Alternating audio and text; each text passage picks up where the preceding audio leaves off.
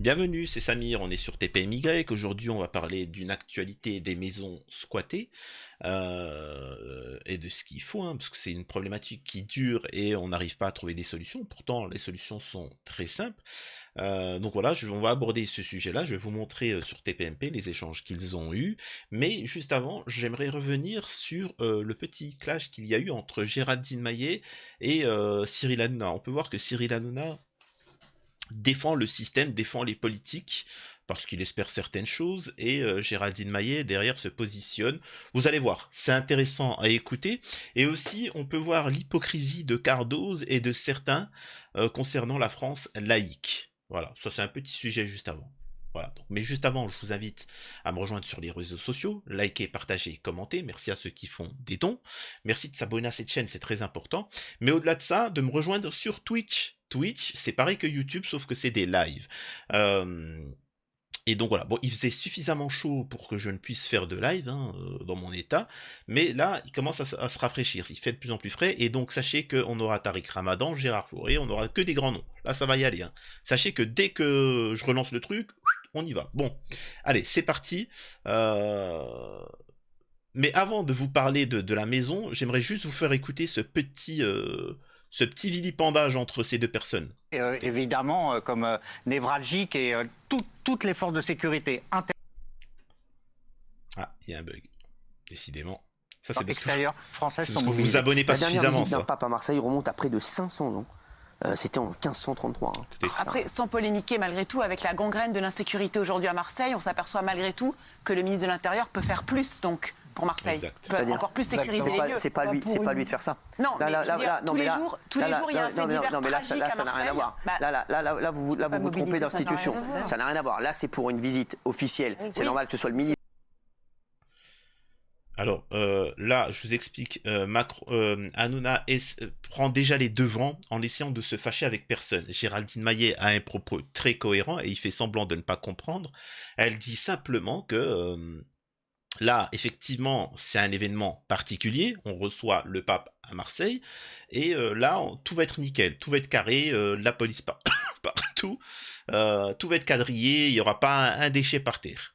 Et elle, ce qu'elle est en train d'expliquer, elle dit pourquoi on pourrait pas faire ça tout le reste de l'année, tu vois. Pourquoi c'est que quand il y a un invité. Ça montre, en tout cas, qu'on a la possibilité de faire quelque chose, on a une amplitude, mais qu'on ne le fait pas, c'est qu'une question de volonté. En effet, et je suis d'accord avec Géraldine Mayax. D'ailleurs, Il y a 5 qui 000 prennent en policiers charge qui de sont ça, dépêchés. ça n'a rien à voir. Vous Oui, pouvez mais pas pour toujours 2 jours. dépêcher 5 000 policiers. Et deux, ça n'a rien à voir. Non, mais ça veut dire qu'on se rend compte C'est au préfet de son... Ce qui est totalement faux, je rappelle que si vous enlevez tous les policiers qui sont là pour les masques, pour les gens comme ça, pour ceux qui roulent 1 km/h trop, ou ceux qui sont à l'école, ceux qui vérifient les abayas, etc. Donc déjà là, à peu près 4 millions de policiers qui sont disponibles. Vous enlevez les contrôles sur les abayas et le masque sanitaire, 4 millions. Allez. Alors, je sais très bien, il y a des bidis qui vont me dire ah, mais il n'y a pas de 4 millions de policiers, tu dis n'importe quoi.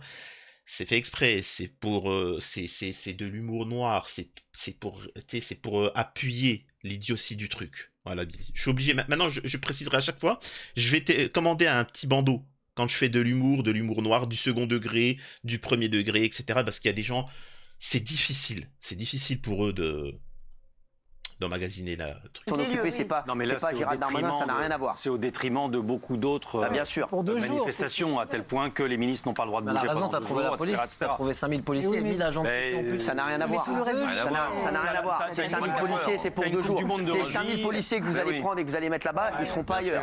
Et chérie, donc vous pouvez pas les mettre toute l'année à Marseille. Et il y a une Coupe du Monde de rugby. Il y a une Coupe du Monde de rugby, il y a beaucoup de choses en France. Il y a le roi qui vient. Il faut vous dire que là, le ministère de l'Intérieur, ils sont sur les dents et Mais Marseille saigne, hein, ils ont tous les jours. beaucoup de travail. Eh ben allez-y vous.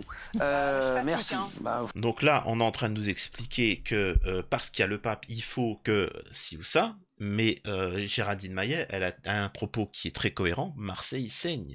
Tous les jours, enfin, on a des cas c'est comme la dame là qui s'en est pris une dans la tête, etc. Une petite étudiante, etc. Donc c'est quand même beaucoup plus dramatique. Enfin, je sais pas, c'est pas méchant ce que je veux dire. Moi, quand je vois ce qui se passe à Marseille, je me dis, il faut agir. C'est pas, c'est-à-dire que qu'on reçoit le pape ou qui tu veux, je m'en balèque. C'est vrai qu'il faut une sécurité, mais ce qui se passe, c'est catastrophique. Mais bon, bref. Vous pouvez peut-être sauver Marseille, mais ministre de l'Intérieur, il ne peut pas envoyer. Là, c'est une ineptie totale de dire que 5000 policiers peuvent être mobilisés toute l'année à Marseille. Mais déjà, s'il vous plaît, déjà qu'on a du mal, déjà qu'on a des effectifs de police qui sont de moins en moins importants. Si on va mettre 5000 policiers à Marseille tous les jours, les mecs vont faire. Il y a zéro fait divers. Il y aura zéro fait divers à Marseille, mais il y en aura partout ailleurs. Donc, on n'a pas dit tous les jours. Quand vous serez ministre de l'Intérieur, on voit qu'elle est agacée. Jacques Cardot, merci. Monsieur, j'avais une question pour vous. Est-ce que vous ne trouvez pas finalement choquant que face... Alors, vous l'avez peut-être pas vu parce que souvent je switch. Quand il lui a dit quand vous serez ministre de l'Intérieur, et là, Géraldine Maillet a un petit sourire. Elle dit ah ben non, c'est sûr que je serai pas ministre de l'Intérieur. Et puis elle rigole et puis elle regarde à droite à gauche. Quelqu'un qui n'espère pas devenir ministre, il aurait réagi comment? Moi, on me dit ça, moi je t'aurais dit, bah, moi, je te torche cette affaire en 2-4-6, t'inquiète pas, moi, la délinquance à Marseille, tu vois, là, c'est tellement elle le prend au sérieux parce qu'elle espère pouvoir entrer en politique. Retenez bien ce que je dis, c'est son plus grand rêve.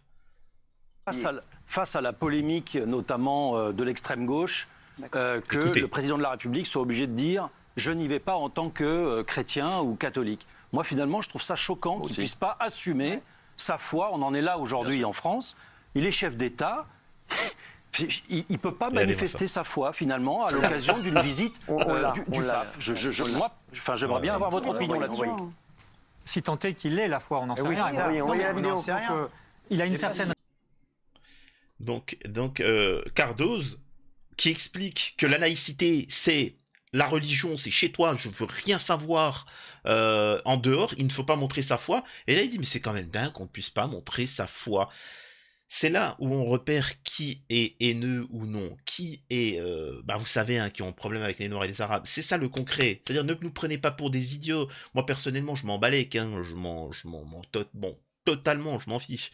Mais vous pouvez pas interdire des robes.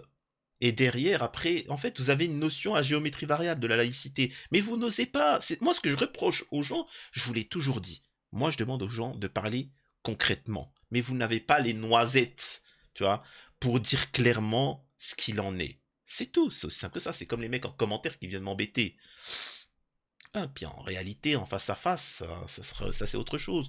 On sait très bien que derrière certaines positions concernant Abaya, voilà, il y a une certaine idéologie. Bref, on va directement alors sur TPMP, voilà. Vous avez acheté 160 000 €. Jusqu'ici, pas de problème. Vous êtes célibataire, vous êtes... Oui, célibataire. Célibataire. Vous faites quoi dans la vie? Je suis sans emploi actuellement. D'accord, donc vous avez un... Alors, il a acheté sa maison 160 000 €. Je peux vous assurer que s'il avait été d'origine maghrébine, Géraldine Maël m'aurait dit, mais t'as trouvé ça où l'argent? La question... alors qu'il ne travaille pas, il est célibataire, etc.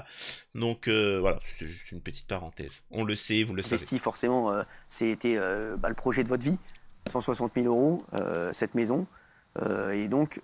Avec un prêt sur 25 ans. Ah oui, on imagine bien, vous remboursez vous remboursez tous les mois?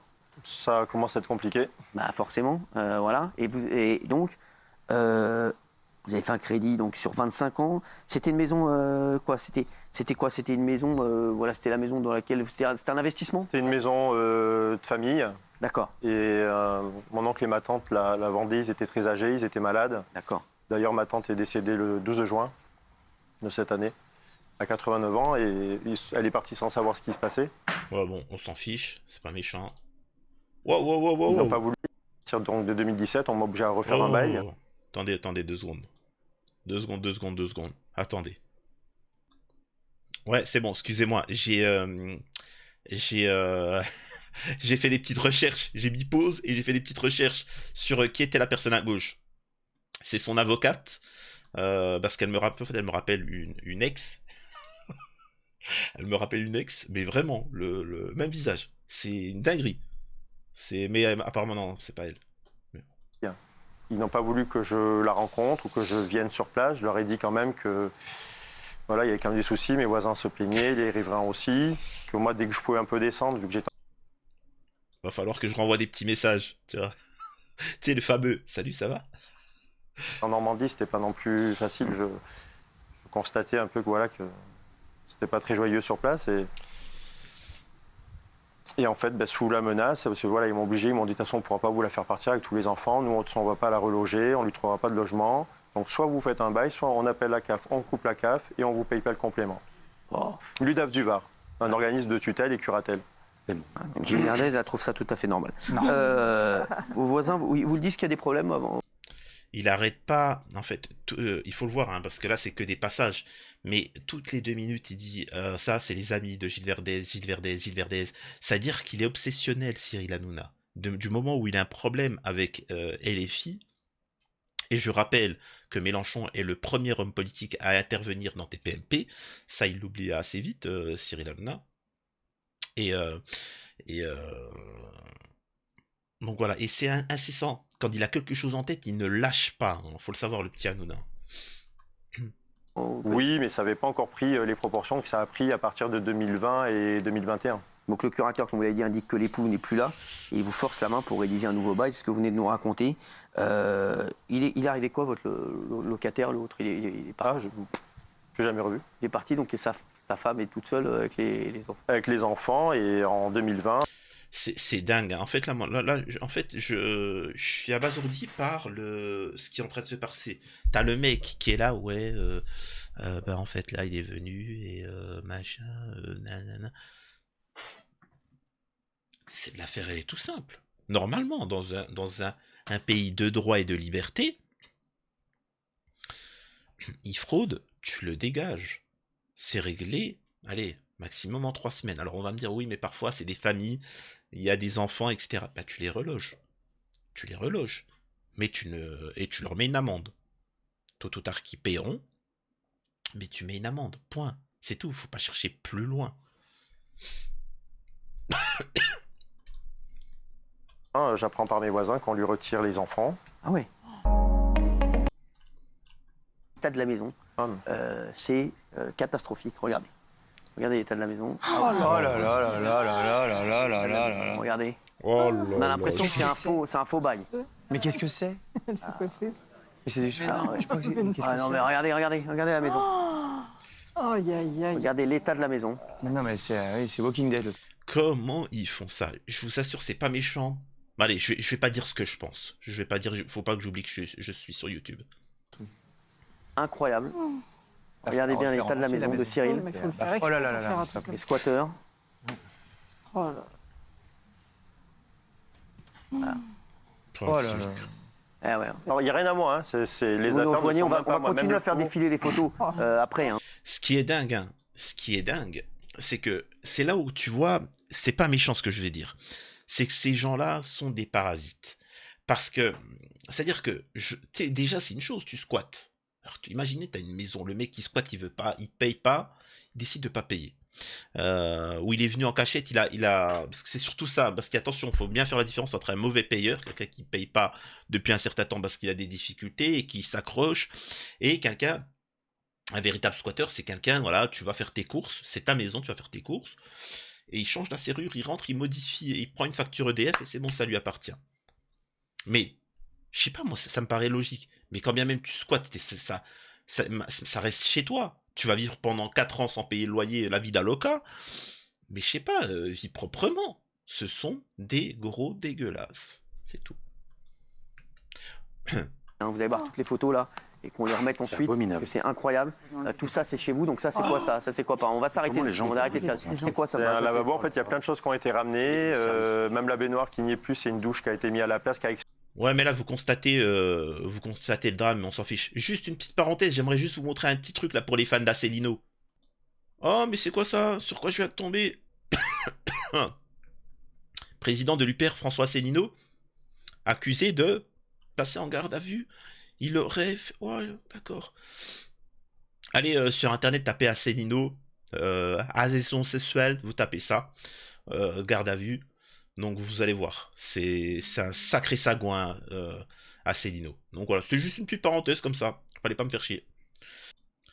Je suis désolé, hein, je suis très limité à cause de ma gorge, là, je suis un peu malade. Alors qu'est-ce qu'il va dire? Où c'est que ça débat? C'est sûr qu'on part au prix de la maison, quand je l'ai acheté, ça paraît On est aux alentours de entre 250, plus de 250 000 euros. De travaux. Oui, parce qu'après, il y a aussi tout enlevé. Payé 160 000 euros, il y a 250 000 euros de travaux. Ouais, mais c'est déjà les hausses. Enfin, je suis pas du bâtiment, mais je pense déjà aussi les hausses. Alors oui, toutes les écritures, je sais qu'on devait en venir après, mais beaucoup d'écritures. D'après les experts, c'est des montants, puisqu'en plus il y a des bars, il y a plein de trucs, des montants de ce qui est vendu à l'intérieur en ce moment, des choses pas très... Incroyable. Un point de vue. Oui, il y a des plus. Dans le signaler, vous avez installé votre tente devant la compagnie d'assurance. C'était pas la première fois, puisqu'au mois de mai, je me suis même installé devant le siège. Mais alors, la tente, donc voilà, vous êtes devant la tente parce qu'ils font rien. Ils font rien. Oui, mais je tiens à vous dire que donc, je suis monté... Vous avez payé tous les mois l'assurance. Oui, je suis à jour. Non, vous êtes à jour, donc normalement l'assurance... M'a encore demandé de ça, je suis à jour, vous pouvez les appeler, j'ai rien à cacher. Au mois de mai, je me suis installé donc devant le siège, à Levallois-Perret, pas loin de chez vous. Bien sûr. En tout cas de vos studios. Et on n'est même pas venu me voir, on m'a même pas demandé ce que je voulais. Ils sont... Après, c'est pas méchant ce que je vais dire, mais une assurance, elle n'est pas là pour te payer tout ça. Hein. L'assurance, elle est véritablement pas là pour ça. L'assurance, elle est faite pour récolter tous les mois ton argent, tes cotisations. Après, quand tu as une problématique, elle trouve toujours une solution pour... Tu vois, pour se sauver. Pareil aussi pour tous ceux qui ont des accidents de la route comme Yuxel et compagnie de Palman. Sachez que l'assurance va toujours vous indemniser à minima. Il faut un avocat qui soit indépendant des assurances ou autres, parce que sachez que c'est très rare, et vous allez voir que vous aurez une indemnisation x3. C'est toujours comme ça. Mais cherchez toujours des avocats qui ne sont pas... ils sont obligés de le dire. Vous allez voir. Et donc voilà. Vous voyez encore une fois que là, concernant il ne fait que de constater. C'est comme avec Giorgia Meloni. Celle qui en Italie qui a été élue pour lutter contre l'immigration clandestine. Au final, elle a été élue et il n'y a rien eu. Parce qu'en fait, c'est comme l'extrême droite, c'est comme tout le monde, ils ne font que de constater des problématiques. Ah, il y a ça, et il y a ça, et il y a ci. Mais derrière, ils ne font rien. Et après, ça me critique quand moi j'ai des solutions qui régleraient le problème en une semaine. En une semaine, je vous règle toutes les problématiques de la France. Alors, certes, il faudra pas que je quitte le territoire, parce qu'après, on va m'arrêter, on va me passer à la Cour internationale à La Haye, effectivement. Mais si je suis élu, croyez-moi, en France, je te règle le problème. Je crée un petit paradis. Donc voilà. Bah écoutez, je vais pas continuer plus longtemps. Prenez soin de vous, à la prochaine. C'était Zamir sur TPMY. N'oubliez pas de vous abonner à la chaîne, et ainsi de suite. Voilà.